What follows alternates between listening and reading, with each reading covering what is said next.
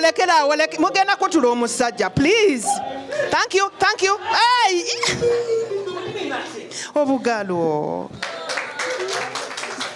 Thank you so much.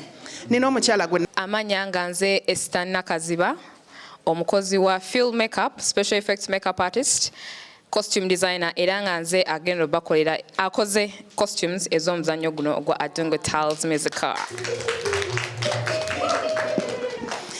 Amanya nze Msiitwa Robert, nkola wano Uganda National Cultural Center nga nkulira department etambuza amawulire netunda ekitundu kino era nga tuli basanyufu kubanga tukwataganidde wamu ne Bantu Arts Foundation okusobola okubanga tutuukiriza ebimu ku ebyo ebigendererwa by'ekitongole kino kubanga ebimu ku byo kwe kukuuma okutumbula n'okukulaakulanya obuwangwa ate nga ffenna tukimanyi bulungi nti okuyita mu performances yengeri emu gye tukuuma obuwangwa bwaffe nga bulamu.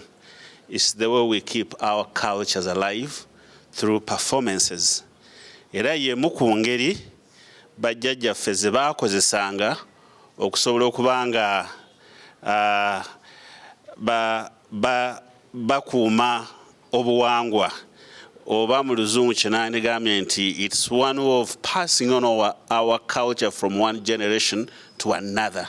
So tuli basanyufu nti Adungu Tale Musical wamu ne Bantu Arts Foundation tukwataganye okusobola okubanga tutuukiriza ekigendererwa kino era nga njagala okugamba abantu bonna abali eyo naddala banabitone nti engeri yokka etwawula ku bantu abalala naddala ffe nga Abafirika bwe buwangwa bwaffe era ekimu ku kitwawula ku mawanga amalala ng'ogyeko obuwangwa y'engeri gye tweyisaamu kyekimu ku kisobola okutumbula ekonome yaffe kyekimu ekisobola okutuleetera ensimbi ne tubanga ne byetuyitamu ebyobulwa ly'ensimbi ekonome okugwa nga tubivunuka era nga nkubiriza omulanga nga bwe ntera okugamba nange aba UTB nti engeri yokka gye banaakola enjawulo mu ggwanga muno si kutunda bisolo si kutunda bikimpanze naye nga bakozesa obuwangwa bwaffe kubanga ekyabalala kye batalina ffe wano kye tulina. Bw'oba oyogera ku buwangwa toyinza kusanga kaŋŋambe Musoga walala, tojja kusanga Muganda walala, tojja kusanga Munyankole walala, omusanga Uganda yokka. Ate nga mu abo mulimu engeri gye twambala, mulimu engeri gye tulya emmere, mulimu engeri gye twesanyusaamu, ekimu ku byo nga tuyisa mu bivuga ebyekinansi. N'olwekyo bwe tubanga tunaatumbula obulambuzi bwa Uganda tulina okuba nga twetanira obuwangwa bwaffe. Njagala okubira omulanga mwenna abatulaba n'abatuwuliza mu kaseera kano nti okuva olunaku lw'enkya first, today is Tuesday, right? So from first tomorrow Wednesday njagala okubira omulanga buli omu yenna gy'oli tijangu otwegwatteko nga tujaguza obuwangwa bwaffe wano mu Uganda. Nammwe abazadde abalina abaana bammwe mu holiday eno gwe mukisa gwokka gwe mulina okuleeta abaana bammwe basobole okubanga balaba ku buwangwa bwabwe butambula butya ate nga tubategekeddeyo show ey'enjawulo nga yammwe bayizi sente ntono. N'olwekyo omuzadde wenna gy'oli njagala omwana wo omuteekemu akasente tubeere nga tumukuyigiririza ku kasente akanono k'omutaddemu ku lunaku olwokutaano lwakuna lwakusatu olw'enkya ye premier, then after tomorrow student show si bwe kiri. Njagala mubeere nga mbaleeta ku lunaku olwokuna ku makya ssaawa 5 si bwe kiri ssaawa 5 mubaleete basobole okuba nga balaba obuwangwa bwabwe. Oba oli awo y'engeri emu nabo gye banasobola okuba nga beenyumiriza mu buwangwa nga bali proud of who they are. Bambi mujje mulaba omuzannyo guno si muzannyo gwokka mazina kunyumirwa kwejjako stress. Tutandika olunaku olw'enkya olwokuna weetuli then ku Friday nange kanneewaane tulinako Josams band tulinako cocktail wabweru awo tubasonyiseemu live band bwe tumala tuyingira omuzannyo. Bambi mujje ate bantu mmwe mujje bwe mutajja tugenda kaaba. Bambi mujje bambi. Farida jangu wano nalwesa abantu bakulabe kuyanguwa jangalo no mwali nnyo mu muzannyo nanga tetugenda kukola biri kati ate bino birala mujje mulabe ebyakabi buuza ku bantu. Assalamu alaikum warahmatullahi wabarakatuh. Bannange tubakowoola guno omuzannyo gwa njawulo lwaki nze sizannyangako omuzannyo mu luzungu guno gwe gugenda okusooka gyendi yes njogera mazima gwe gusoose okubeera international n'ekirala the fact that boogera about culture ziri mukazi muganda we are trying to sell our culture eri abantu abalala kwegamba twagala mwagala ennyo culture yaffe yammwe bami mujye mutulabe mugenda kundaba nno nga nsabula oluzungu owakana ne mwami Musisi oba mpakana ne mwami Musisi mulimu amazina nzaani ayimba ddoboozi nkooka ku dakiika eno mbadde nsaba mbawe katukyaze oli owa waggulu ennyo si wano ku wano we tuli naye mu Bantu Arts omwami Stephen. Ntandikidde wanti bannanga abooluganda mwenna ab'emikwano abazadde bajjajja buli omu alaba buli omu agoberera ebyennono buli omu ayagala ebyennono buli omu ayagala okutumbula oba okutunda ensi ye Uganda. Amannya agange nze Stephen Kyakoonye Kasamba. Banzaala wano e Uganda. Navaawo wano ne ŋŋenda e Bulaaya. E Bulaaya omulimu gwe nkola ntunda Uganda mu bya traditional music and dance and acting. Naye nga sinnagenda wala nnyo kansooke neebaze ku buli omu atadde essira kigambo kituufu ekyo atadde essira ku culture ku traditions ku entertainment anything ebi promoting a Uganda positively. Neba sponsor mwenna abataddemu ssente abataddemu amaanyi abataddemu ebirowoozo mwenna okuba nti musobodde okujjumbira ne mujja ne mwetaba ku Adungu Tel.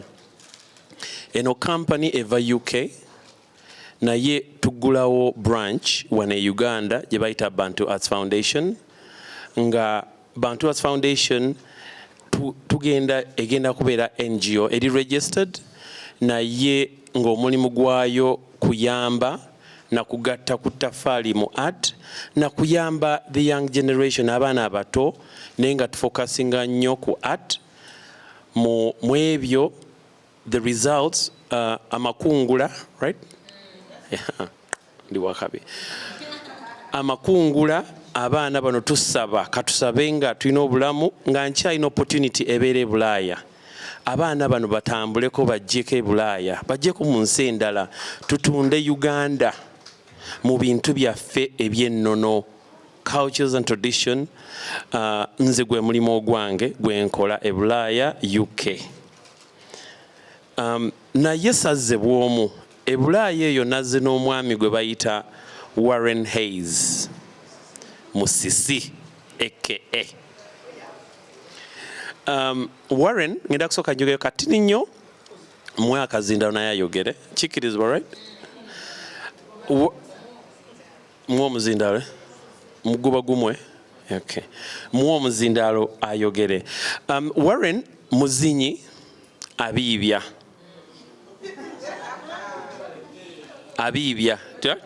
tuliko ekyo Warren abiibya naye okubiibya okukwe sikwe kwaffe okwa Uganda okukwe kulala nnyo naye abadde ansaba emyaka 3 egiyise ng'ayagala kujja Uganda ne mu promisinga nti mu myaka 3 nja kuleeta era muleesa ali Uganda anyumirwa Uganda alya buli kimu ekiyitibwa kiriibwa from nsenene to kikomando to Rolex ku matooke akalo ishabwe akawunga muwogo lumonde emputa gyatanalyako engege yagiriddeko naye nga buli kimu olubuto lwe Mukama yalumuwa Sibye mutya mwasize mutya abami n'abakyala. Amanya gange nze Alex Sembatya nga nze founder era akulira ekitongole kya Make a Child Smile. Basically ffe tulwanirira ddembe ly'abaana bonna mu Uganda, tulwanyisa ekisaddaaka abaana abagenda ebweru mu mawanga g'Abawalabu n'ensi ez'enjawulo. Tubakomyawo, tetukusaba ssente zo wabula tukozesa connections zetulina ne tubakomyawo. With Adungu twasazeewo era twali twogera ne Mr. Steven, twasazeewo tugenda kukolagana nabo si leero lwokka wabula tugenda kuba tukolagana nabo ne binaaba biwedde. Tujja kusigala nga twesapotinga mu ngeri yaffe ey'enjawulo era tuli basanyufu nnyo okukwatagana naawe ssebo, and we are going to continue for that. Thank you. Amanya nze Bongomin Collins, nva mu kitongole ekya 22-bit Uganda, ng'era tuli wano naffe wewamu n'Abantu Arts. Tufunye omukisa gw'amaanyi nnyo okuba nga naffe twegase ku kino ekiriwo. So nga 22 tuli wano okubagenza abantu okusiba zaala n'obwegendereza. Balime kifuula nti mulimu wabula kano kazannyo buzannyo, olina okwetabamu nga tolina kyamaanyi kyogoba nti njaga kuwangula nnyo nedda. Ndi wano era of course nga PR wa Skype Tours and Travel. Njagala okubeera nga neebaza Abantu Arts okubeera nga batuwa omukisa guno okuba sponsoringa. However tuyinza okuba twateekamu naye ndi sure nabo kibagenda otuwa kigenda kuba kyamaanyi. Nno ffe bakafulu abatwala abantu ebweru tetulina tusinga yagala owakana ojja kumbuulira ani asinga. Ffe namba wano kitegedde. Kale nno mukwano n'engero okubeera nga nkujjukiza okyasobola okubeera nga ate munayo tufuna. Tugenda tumanya bingi nnyo nnyini ddala mu maaso kaawo but Skype and Travel kasabera entertainment fe tubeerawo.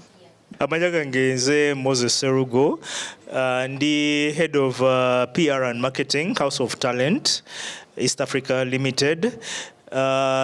Twenyumiriza nnyo okuba nti nno we are part of this production, especially okuba nti nno it's a stage musical, and ffe mu kulaba kwaffe stage musical is 3 art forms, that is music, dance and drama. So mu kisinde oba mu element ya music to provide the musical instruments that are being used, especially the Adungus. Yes, the bass. Actually, you know that instrument sounds better than a bass guitar. And then the other small Adungu sounds better than acoustic an acoustic guitar. So mo element ya dance tubale to fine tuning the dances okuba nti no ziri authentic. Then mu kisinde kya drama tugenda kuba to providing the audio equipment that is going to amplify the voices of the artists. So yes, Fenga House of Talent East Africa Limited, that's the reason we're here.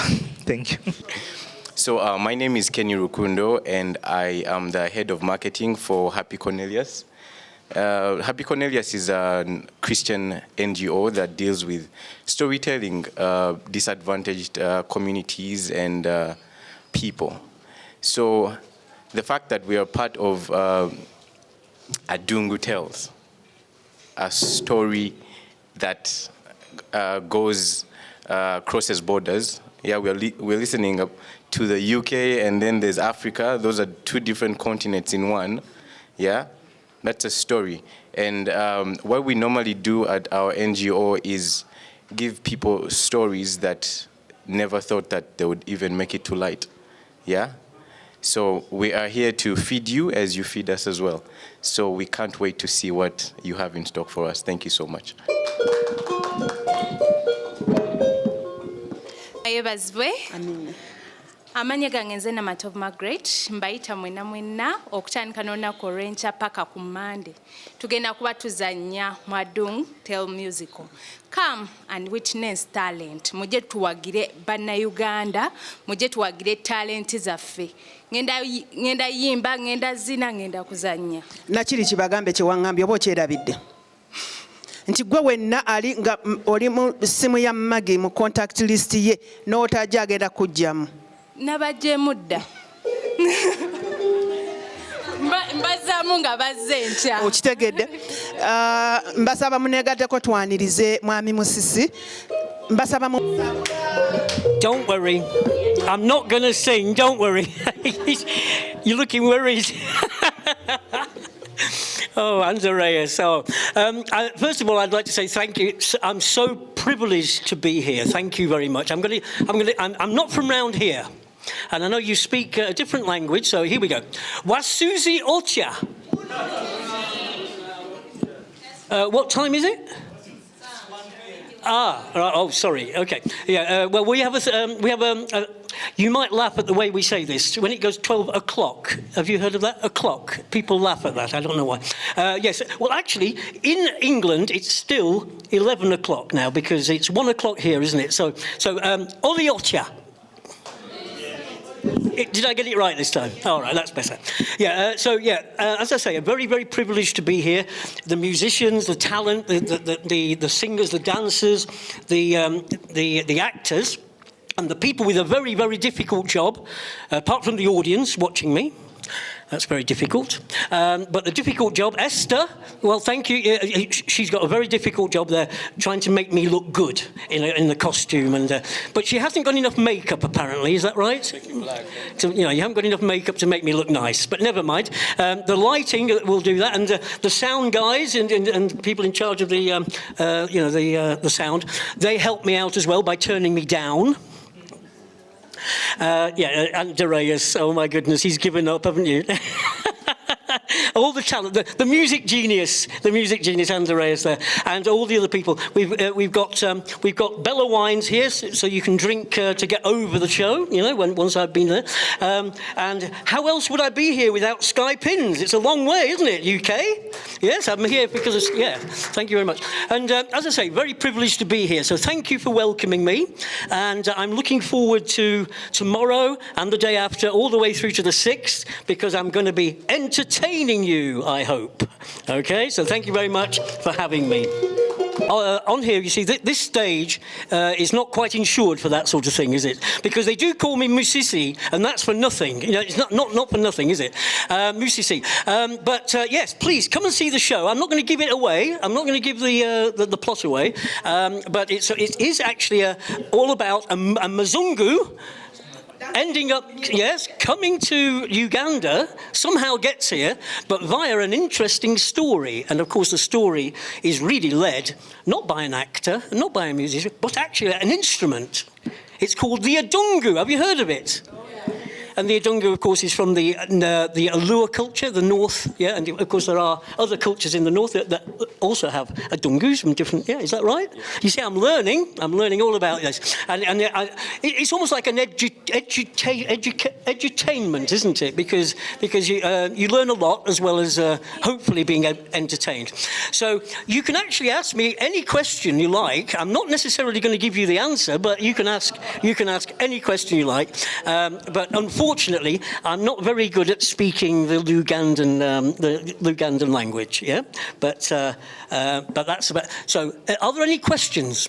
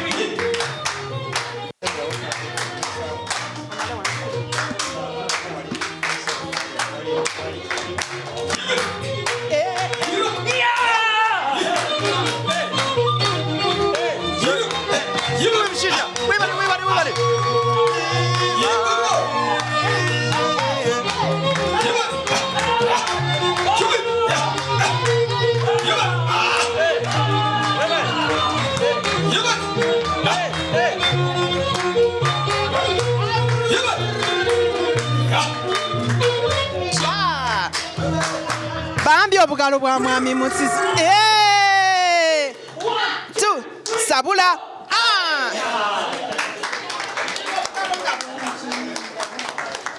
Thank you so much. Thank you so much. Thank you.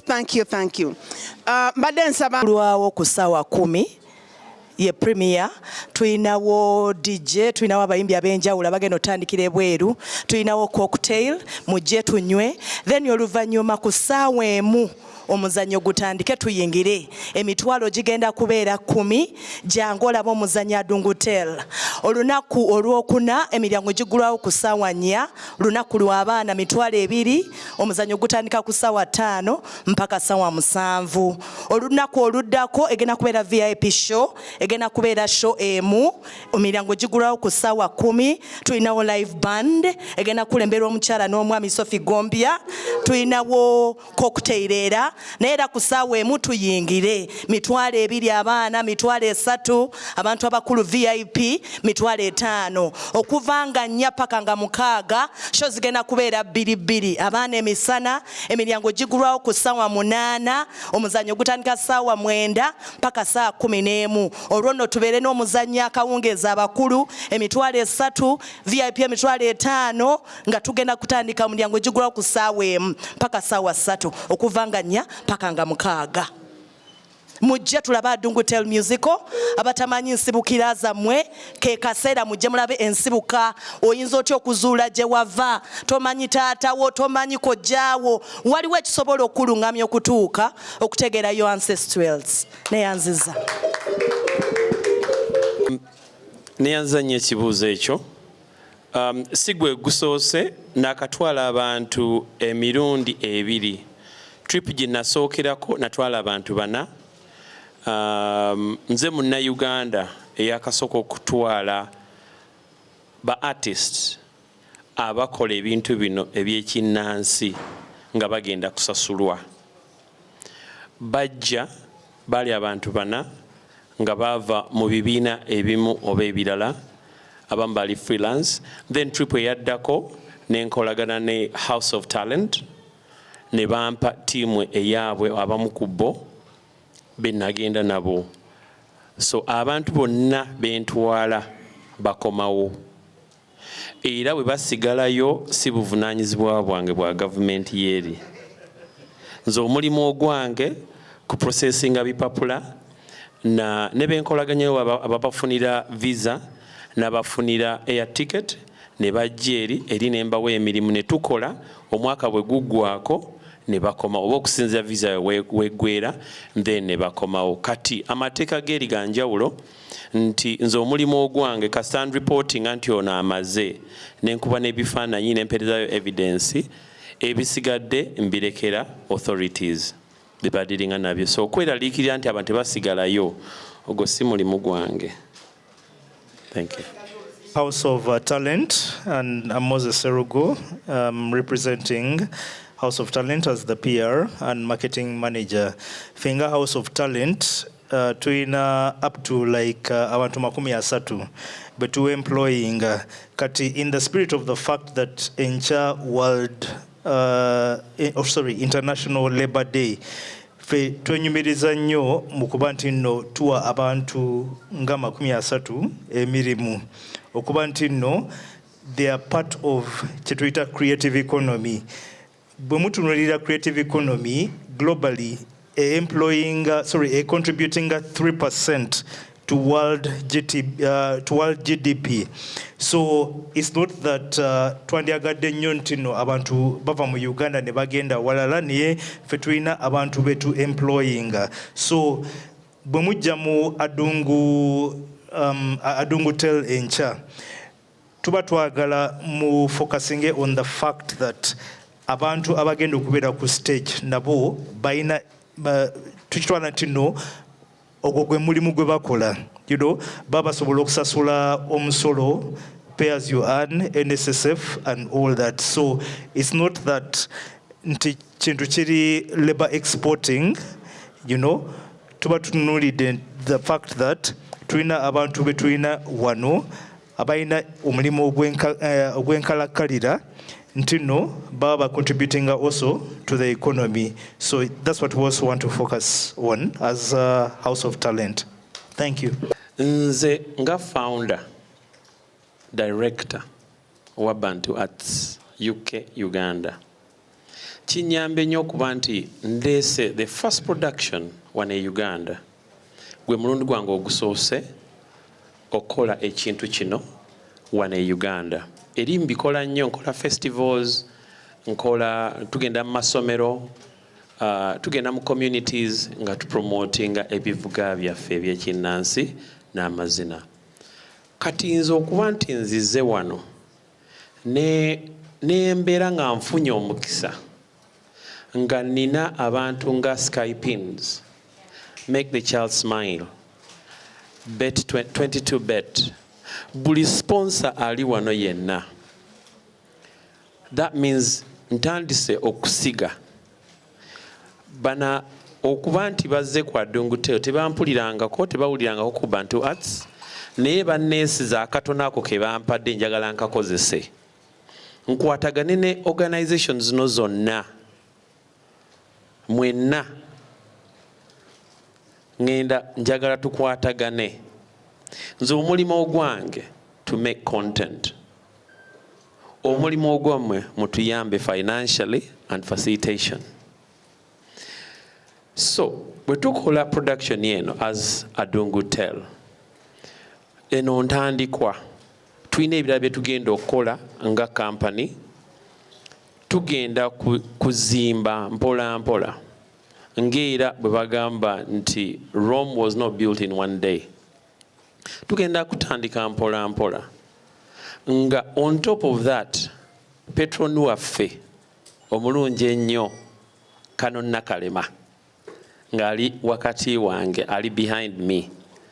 Tugenda kola nnyo ekisoboka n'abantu bano bonna, organizations zonna nezitannaba kujja on board mu supporting arts industry, mu supporting ebintu bino, mu supporting art industry ne government yennyini. Bwe mutu supporting ffe kijja tuyambako okubuildinga trust, si mu nsi yaffe yokka n'eri gye tugitwala abantu nabano bennyini abateekamu ssente, abateekamu air tickets, abateekamu ebyo byonna. So eno ekyali ntandikwa, naye tulina ebintu ebirala bingi nnyo ebiri mu pipeline betufumba. So gye bujja mu maaso eyo tusuubira okukola ebintu ebirala, tutandika okuzimba mpola mpola.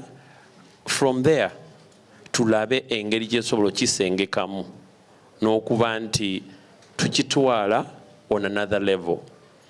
In brief, oba mu bufunze, Adungu Tell eno lwakuba etandikidde wano, twali tugenda kuleeta abantu okuva e Bulaaya, naye ne tugamba tusooke tutandikire ewaffe gye batuzaala, tu-empoweringa abantu baffe abali mu Uganda bafune emirimu, bafune new skill, ba-addinge value, bongerezeeko ku kye balina, naffe tubeetabeko kubanga ebyaffe tubikolera eri. Se tugamba kasooke tubakozese wano Adungu Tell eno tubeere nga tusobola ogitambuza around Europe ne mu nsi ezitali Uganda, as a brand or as an organization or as a production, ebirenga Lion King. So gakyali mabaga. I come from Happy Cornelius as their marketing director. Bantu Arts is not just a one-off festival. Yeah, it's a revolution that is going to move and create change that we need to see. You asked people in the village, how do they reach Bantu Arts with their talent that they have? That's where we come in. Since Bantu Arts is all about creativity and content creation, we are all about searching for that creativity, that talent out there. We reach out to villages, yeah, the disadvantaged communities, the disadvantaged people, root them out, equip them with a skill that is not just handing them fish, but teaching them how to fish. We are not just giving them handoffs of you're broke, you need food, here's the food, and then we move on to the next community. No, we need to know, what are you about? Tell us your story. How did you find yourself in this situation? Let's get you out of that situation, give you a startup, and be able to connect you with people like Bantu Art to be able to bring your dream to life. Thank you. Tukimanyi bulungi nnyo ffenna nti obuwangwa bulina obusobozi 99 ku 100 okusobola okulwanyisa ebbula ly'emirimu. Era nga ekimu ku byo kwe kubanga tutumbula ebitone. Si nsonga oli muvubuka, oli mwana oba oli mukadde. Kasita oba nga olina ekitone. Era nga Bantu Arts Foundation oba Adungu Tel Musical yemu ku ebyo betukolagana nabo okusobola okubanga tuteekawo emiwatwa abaana basobola okufuna emirimu. Gye buvuddeko twalina Alex mukulu wano era Adungu Festival waliwo abalala ate nga kyenjagala obbategeeza nti bano bonna abanga banoonya abantu be bagenda okukolagana nabo mu bitone bajja wano.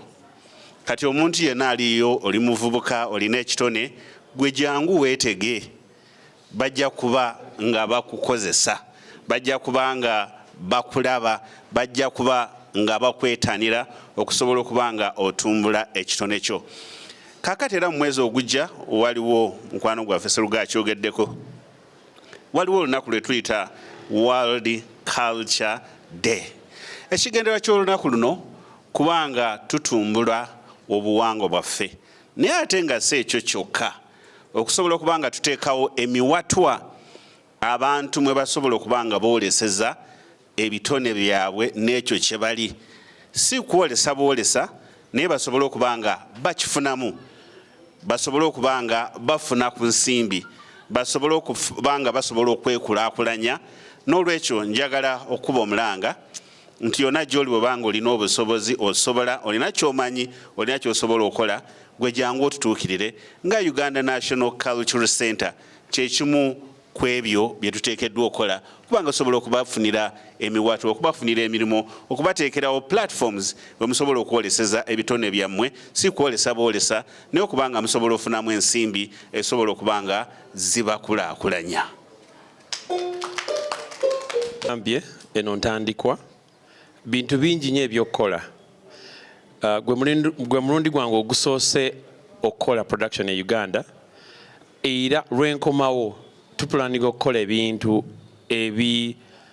ebitambula Uganda because Uganda teyimiridde ku Buganda bwokka wadde twogera Oluganda kati naye omuzannyo guli mu Luzungu ate tulina amawanga amalala. Uganda twogera ennimi oba ziri oba 65 sine nyimi nkaga mu ttaano, right? Buli tribe, in fact nali Nairobi nendabanga Uganda tetumanyi kye tulina. Mbere Tanzania, Uganda ebintu bye tukola emmere gye tulya mu amazina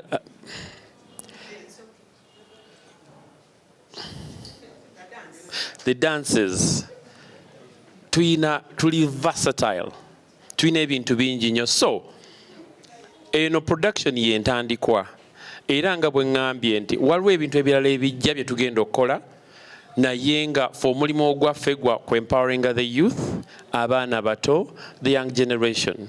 So bwe tuba nga tukolaganidde wamu with these organizations ne tuba nti twakola auditions ku muno omuzannyo twayagala abantu bajje bafune that experience okukola auditions n'ebirala bye tunaagenda okukola era tujja kumanya okulaba nti tulina media coverage ezituyambye ne zituwa airtime wa bwereere. So bwe tukozesa organization zino ne company zino ezitubadde emabega nga tutambula olugendo luno tujja kutambula mu Uganda yonna tugende buli wamu because ffe kitukakatako okutunda ebyaffe. Nze bwe situunda gyenva I know tufuna nnyo funding from abroad naye charity begins at home. So tulina okutunda Uganda. Bwe tutunda Uganda abantu ne bafuna interest ejje Uganda.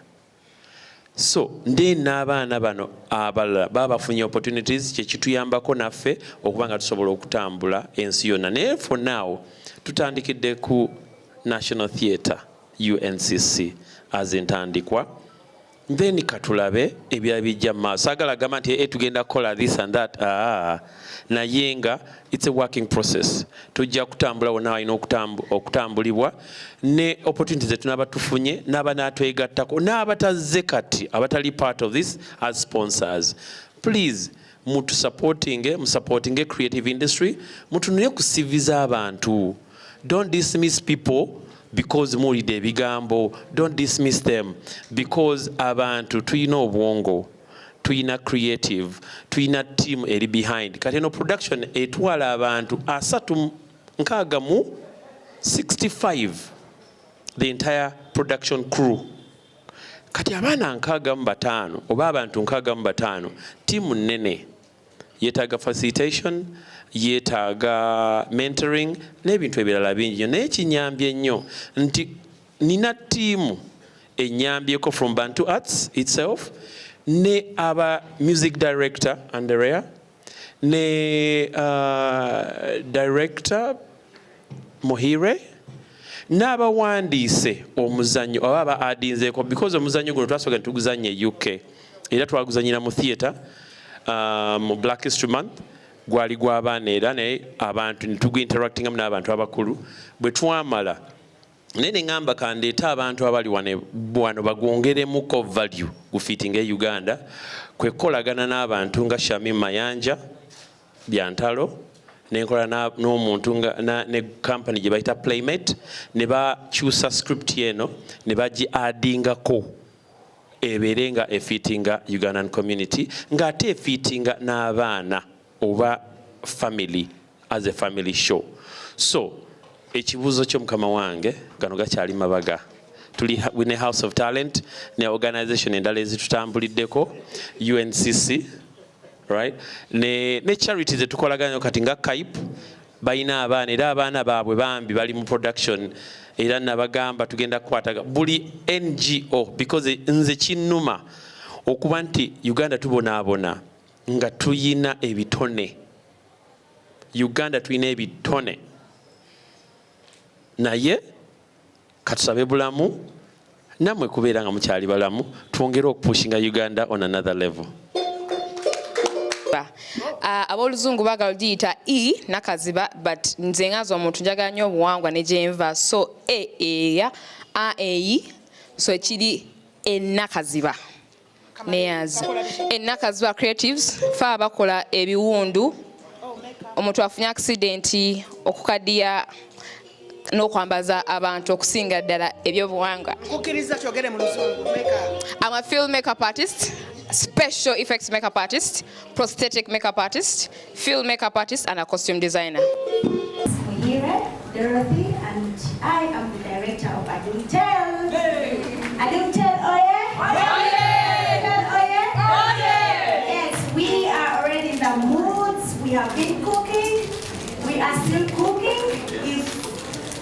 Now we are waiting for you guys. We are ready to serve you. The plates are ready. Tomorrow we are premiering our baby.